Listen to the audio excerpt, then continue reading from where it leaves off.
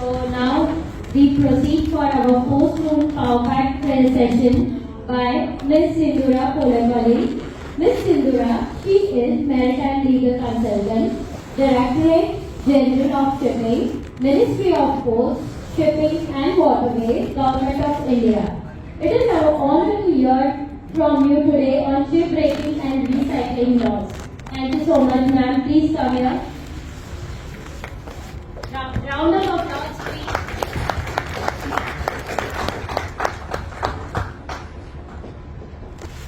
Thank you so much for that very kind introduction.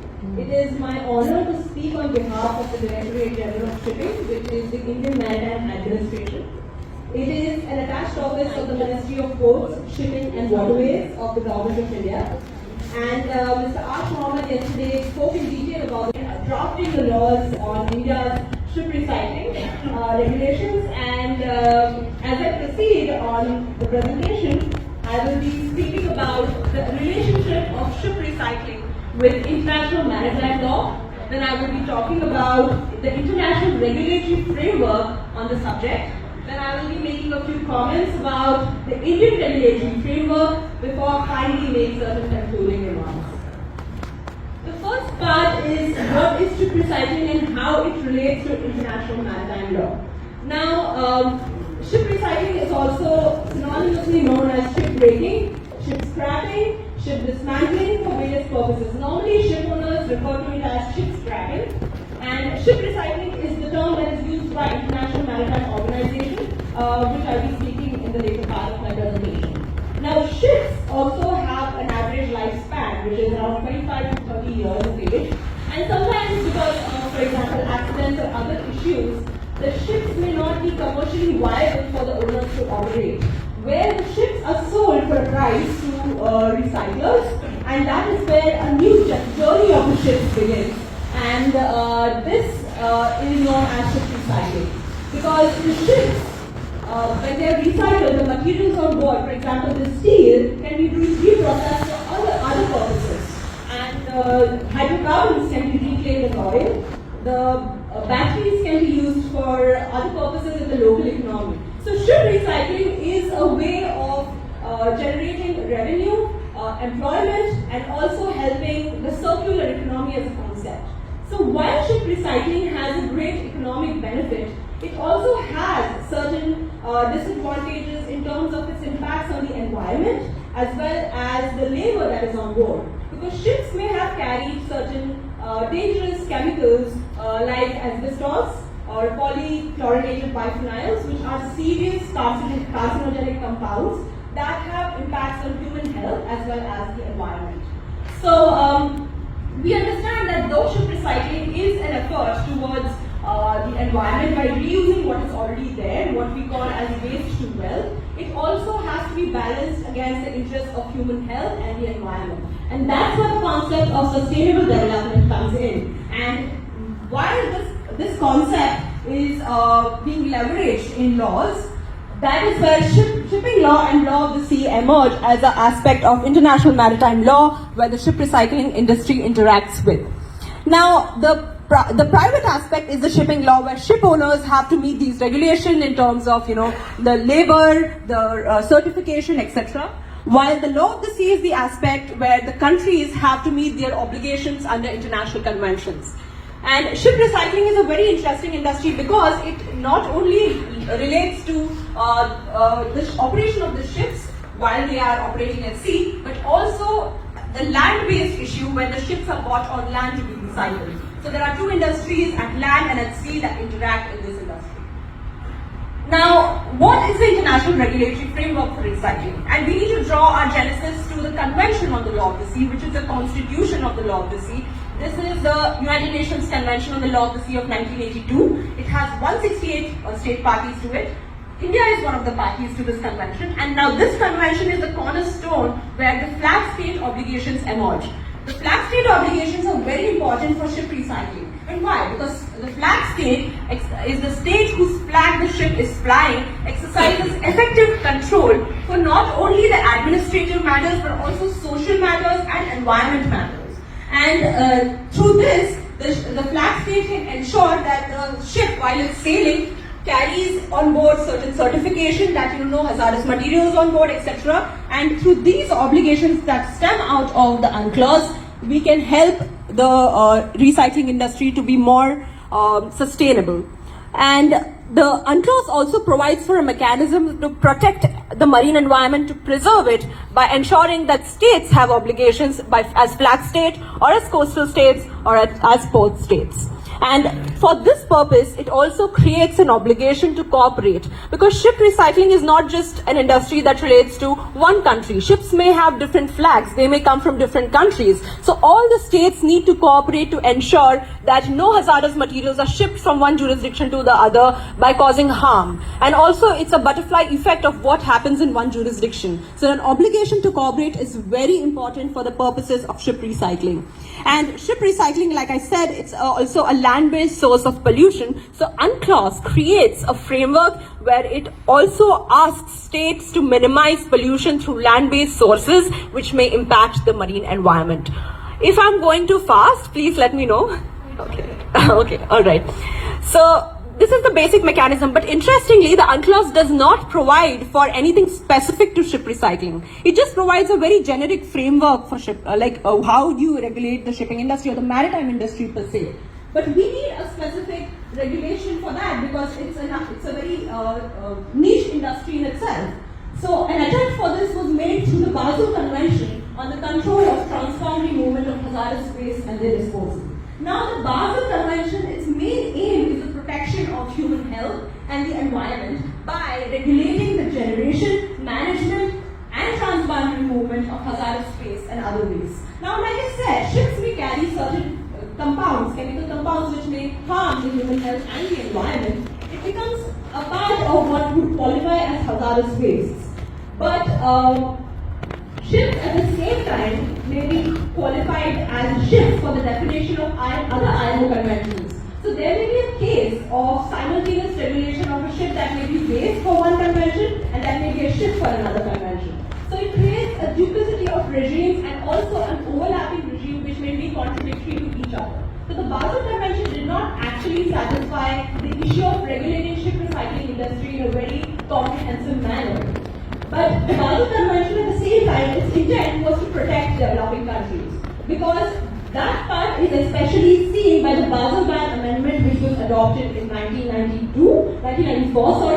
The Basel Ban Amendment basically prohibits the export of waste from countries which are members of the Organization of Economic Cooperation and Development, the European Union and Liechtenstein, to developing countries. So now when ships are carrying hazardous waste, they cannot be imported to countries like India, and that creates an issue for countries like India, which are major ship recycling industry players. They're stakeholders. So they realize that despite this, though it creates a ban, it is creating a situation where it's not comprehensively regulating the industry, but also it's prohibiting the growth of the industry in developing countries.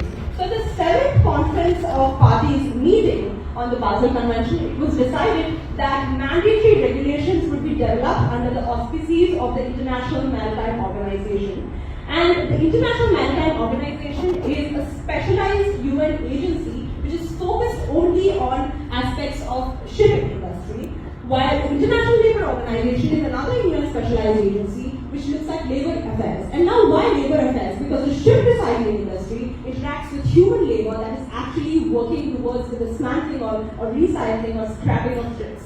So they realized in the 7th Conference of Parties meeting that we need to have regulations that are developed by collaboration, by the joint working of these bodies, and as a result of which we today have the Hong Kong International Convention for the Safe and Environmentally Sound Recycling of Ships. And this convention was drawn with the participation of 63 member states.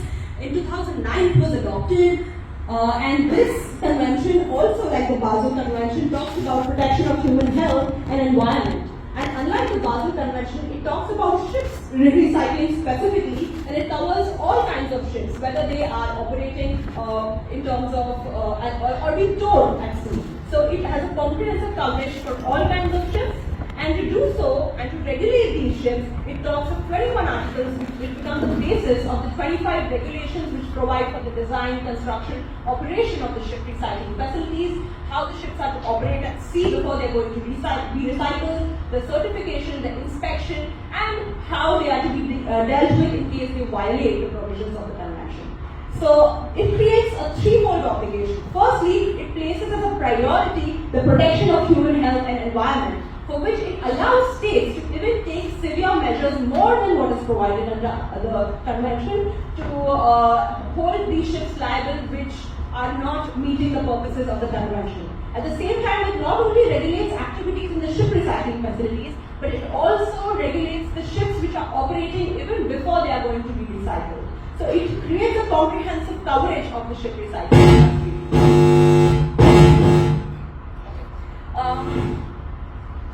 Okay, alright. Hello?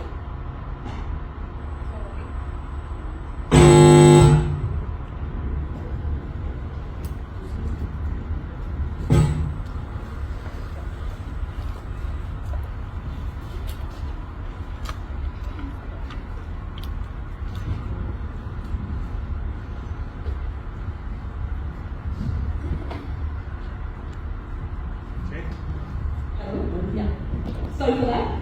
So the second obligation that it does create is that the states, like I said, have a duty to cooperate to meet the purposes of the Hong Kong Convention, because you need interstate cooperation to meet these purposes. And third is that it says that states have to continuously develop technology so that the ships are recycled in a manner that the Hong Kong Convention aims to meet. So with these threefold obligations, the question is, who does this convention actually apply to? The first is that the convention applies to ships that are entitled to fly the flag of a party. That means if a ship flies the flag of India, then it will be entitled to application of this convention. However, the ILO conventions realize that if I apply it only to the parties, there would be a lack of level playing field for ships which belong to states which are not a party. So the convention incorporates a no more favorable treatment clause to ships of states which are not parties. When they come into the ports or offshore terminals of states, they also have to be checked whether they comply with the main purposes of the convention, so that the states which are parties are not discouraged from following the provisions of the convention. The second entity to which the Hong Kong Convention applies is the ship recycling facilities which operate under the jurisdiction of a party. So any ship recycling facility which is within the jurisdiction of India will have to follow the requirements of the Hong Kong Convention whenever it comes into force. The warships, naval auxiliary, and ships that are operated by state for state purposes are exempt from the provisions of the convention, and ships which are below 500 gross tonnage and ships which are within the coastal state waters. However, can I really say that they are exempt from the provisions of the convention? It would be wrong to say so, because the convention goes a step ahead by saying that these ships which are exempt, the states have an obligation to adopt appropriate measures to even ensure that these ships follow the requirements of the Hong Kong Convention. So this is the basic application framework of the Hong Kong Convention. Now the question is, what are the requirements that these entities to whom the convention applies will have to follow? Now the general requirements under the Hong Kong Convention is on three parties. First is the state parties. The state parties, for example, India. India is a party to the Hong Kong Convention, so India has an obligation to prohibit and restrict hazardous materials, not only on the ships that are flying its flag, but also on ships which visit its ports, shipyards, ship repair yards, and offshore terminals. What do you mean by hazardous materials? Hazardous materials are provided within Appendix 1 of the Hong Kong Convention. Like I said, it will include asbestos, polychlorinated biphenyls. It also provides for control measures on to what extent can you have them, basically a restriction or a prohibition. So this is an obligation of countries which are parties to the Hong Kong Convention. The second entity to whom the Hong Kong Convention provides for requirements is the ships. The ships have to carry on board an inventory of hazardous materials when they are put to service. And now they, at the time of recycling or before they go to recycle, they have to notify the administration to which the ship belongs. That is, if an Indian ship is to be recycled, it has to notify the Indian administration that yes, we are going to get recycled. The third entity is the ship recycling facility. which has the most obligations under the Hong Kong Convention. The ship recycling facility first has to is obliged to follow the design, construction and operation regulations of the Hong Kong Convention. There are guidelines that are developed by IMO for this purpose. The second is that the ship recycling facility has to have a plan on how the obligations are provided for different entities. For example, the labor on board, the people who are responsible, and they need to have an emergency preparedness plan, they need to have the safety training, they need to have a mechanism for reporting incidents that occur within the ship recycling facilities, etc. The other requirement is that they need to notify the administration that a recycling is going to occur with a relevant ship. And with respect to that ship, they have to give information as to what is the flag of the ship, what is the registration number, and what are the details of the ship. For example, the length of the ship, etc. The address of the shipping company that is involved in the RO. RO is basically a classification society that may be involved in certification of the ship, and even those details have to be provided to the administration. The ship that is to be recycled should have an inventory of hazardous materials that I said is according to the Appendix 2 of the Convention, and other details that I have enlisted here. They also have to have a ship-specific recycling plan. They need to draw up a recycling plan specific to a ship that is intended to be recycled. And at the time of recycling, whether it's partial recycling or a complete recycling, they have to provide a statement of completion to the authority. Just 1 minute, can you go back? Yeah. The inventory of hazardous material. So, will it be a certificate? How it will be? There should be some. Yes. So that's a very valid question. I was going to come to it in the very next slide. The question after this is, how are you going to enforce this? These are the requirements, right? So the enforcement is through a fourfold mechanism. One is through surveys. Now these surveys are initial, renewal, additional and final. The initial and renewal surveys are conducted. The initial survey is conducted before the ship is put into service or before the IHM certificate is going to be issued. The renewal survey is going to be conducted based on what the relevant administration of the country decides. But this renewal survey cannot be more than 5 years. It should be within that time frame. An additional survey can be conducted if the ship has undergone certain repairs which actually change the dimensions or basic requirements that are different from the surveys done before. So the additional survey will be conducted. Then the final survey will be conducted before the ship is going to be put to service and the International Ready for Recycling certificate is going to be issued. This is already come in force? It has not been into this. I don't think it is. So now the certification. So I said, after these surveys, what happens? Why do you conduct these surveys? You conduct these surveys, so you issue certification. There are 2 certifications under the Hong Kong Convention. One is the International Certificate on Inventory of Hazardous Materials, the IHM certificate, and the Ready for Recycling certificate at the time the ship is going to be put to recycling. And the third way of enforcement is through post inspections and investigations. If a ship comes into my port, it could be subject to port. It may be subject. There is not always a case that all ships are going to be subject to PSI. Now, when the inspection is being conducted, they just check whether they have these certifications on board.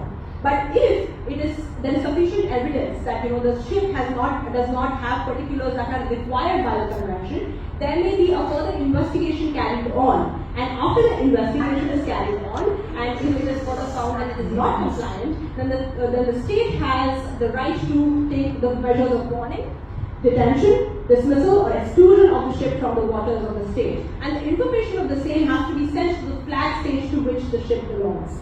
So this is the post-state investigations measure, and the survey and certification are flag state inspection measure.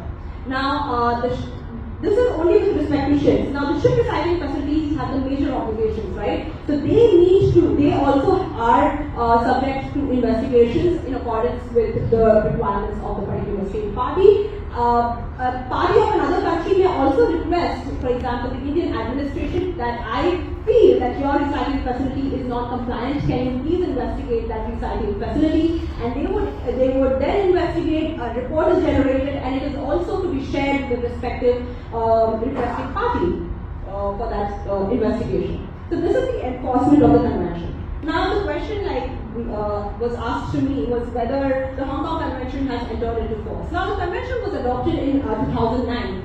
But for its entry into force, there are three requirements. One is that 15 state parties should have been a party to it.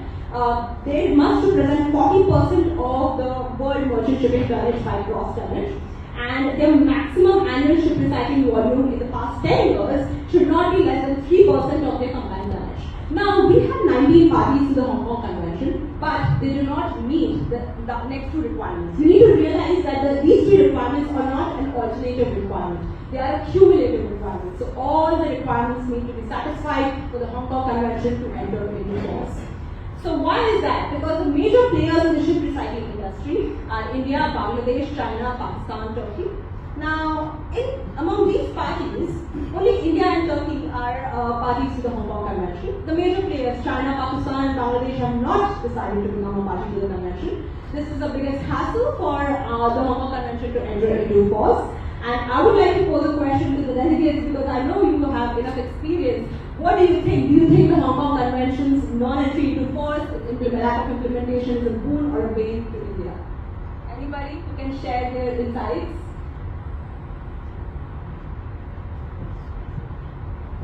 People who are doing business, for them it is a boon. The people who are doing business of recycling, for them we will call it a boon. Others definitely hurting the environment. So environmentally it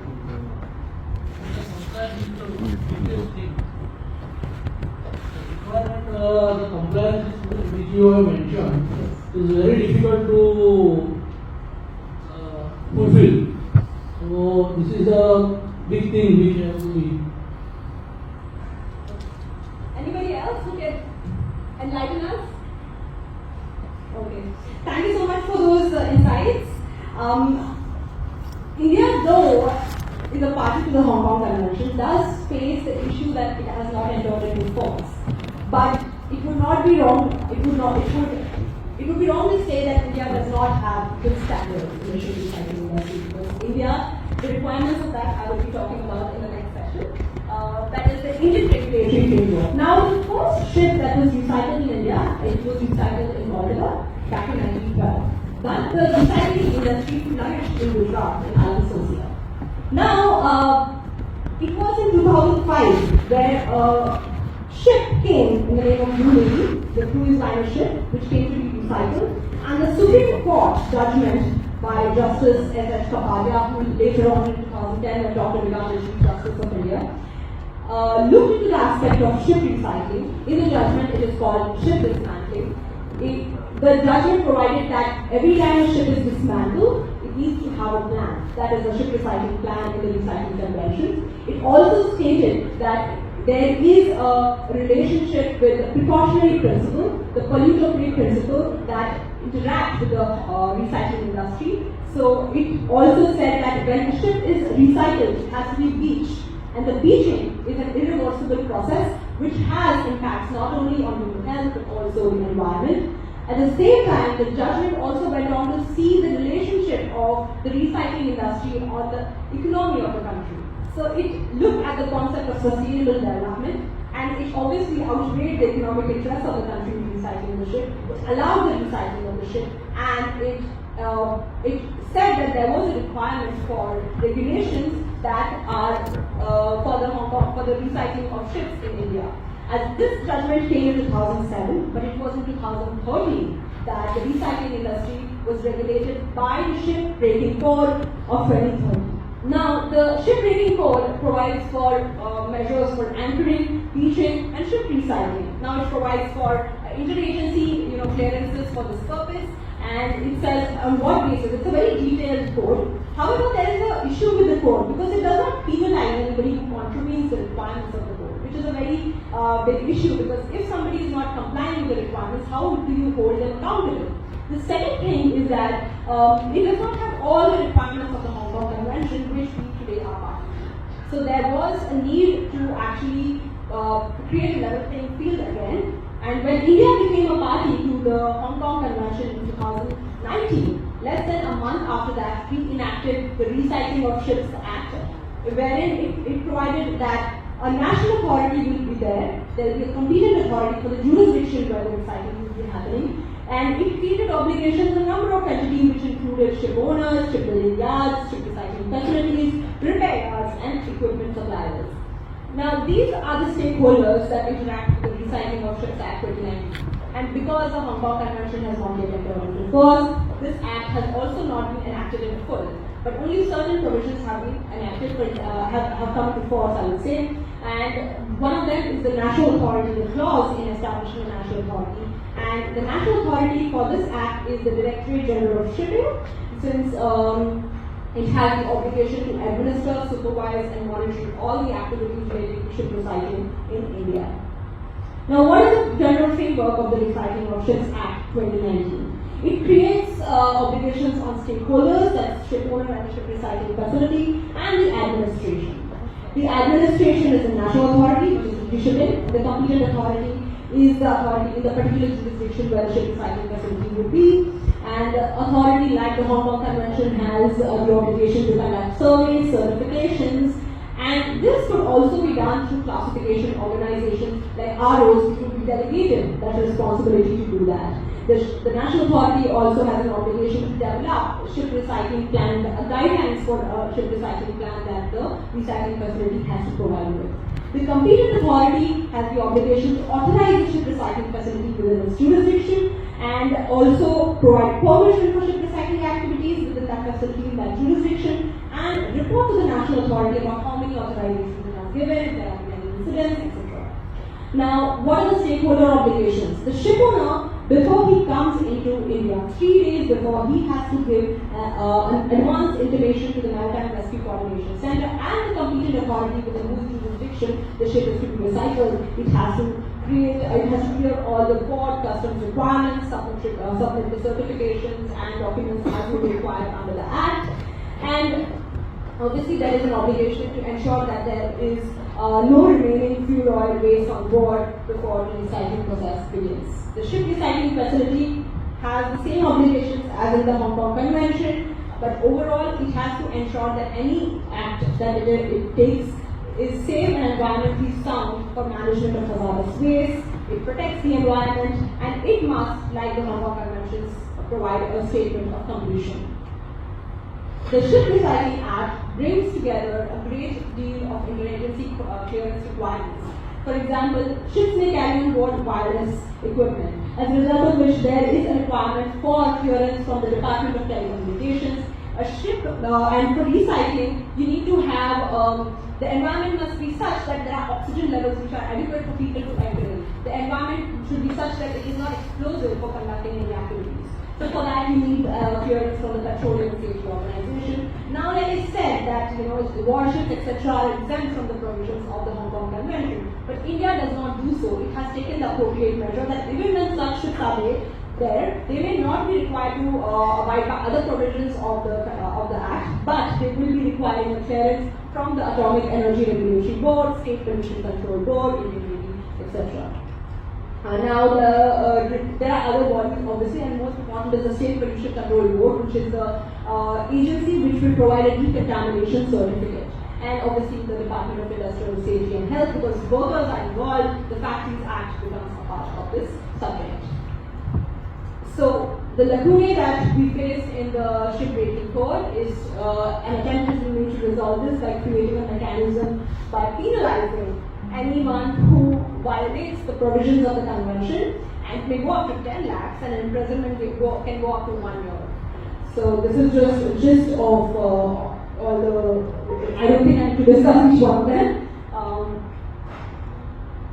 So the next one is this was a brief of how our regulatory framework is. But what are the policy initiatives we are taking? India realizes that we have Kannadiga, which is the world's largest shipbreaking facility in India. Not only in India, but it's globally the world's largest recycling facility, but it is located in India. But we need to create a mechanism where we foster this industry in a sustainable way. So it is taking a various number of, it has aimed to take these initiatives through the Maritime India Vision 2030. This vision document was released by the Honorable Prime Minister of India, Mr. Narendra Modi, and he has stated that this is the vision for the country towards ship recycling, where he aims to have ship recycling parks, a zero residue model. Ship recycling itself is like a waste to wealth zero residue model, but to further that interest, to have a standardized testing of the wastes that are found in the process, and to develop the ship recycling cluster on the east coast for small ships as well, like fishing boats, etc. Because we need to capture the market in other countries in the east coast, for example, like Bangladesh.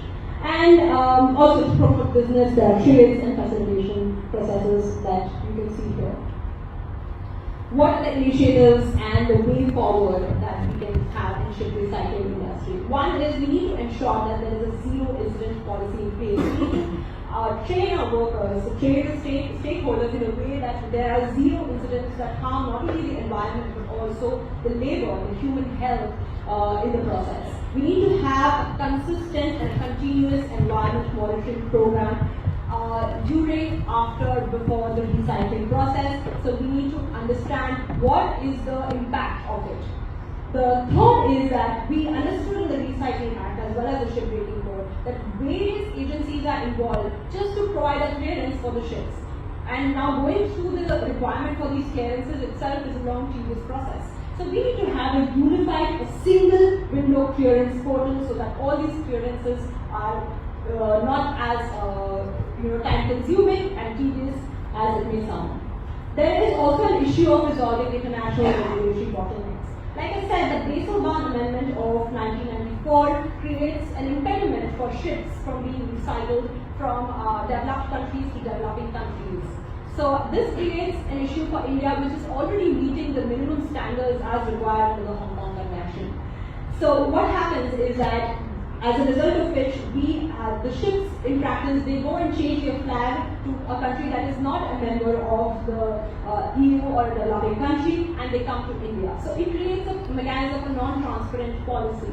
So we need to resolve this regulatory bottleneck by having at least an agreement with these countries to facilitate recycling in a very transparent manner. And that brings me to the last part, which is the transparency policy, where we need to encourage transparency against flags of convenience that actually create a big issue. Because ship recycling industry not only looks at the recycling of ships at the shipyards, the ship recycling facilities, but also during the operation of ships. So a flag of convenience hinders that because the certifications cannot be as accountable to the requirements of the Hong Kong Convention. So we think that transparency policy will help towards the initiative to cooperate and recycle our ships in a safe and sound manner for human health and the environment. So that brings me to the end of my presentation. Thank you so much. If you have any questions, I would love to take them. Anybody have any questions? Yes, please. We can have Q&A. Thank you. Thank you so much. Thank you so much, ma'am, for great understanding.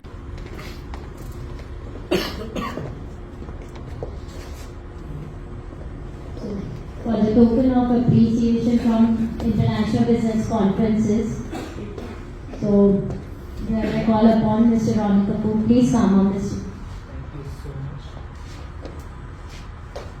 much. Round of applause, please.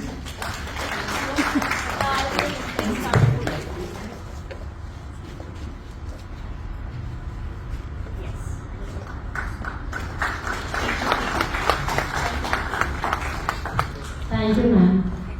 So now it's time for Mr. Wood's session.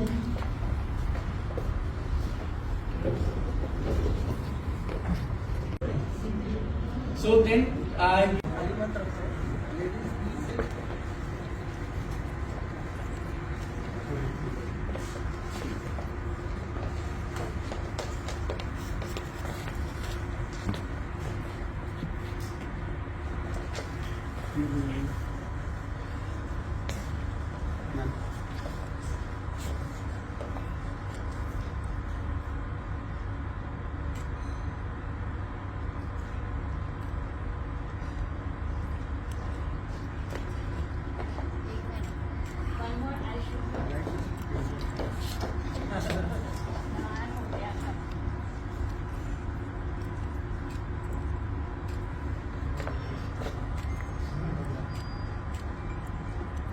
Thank you.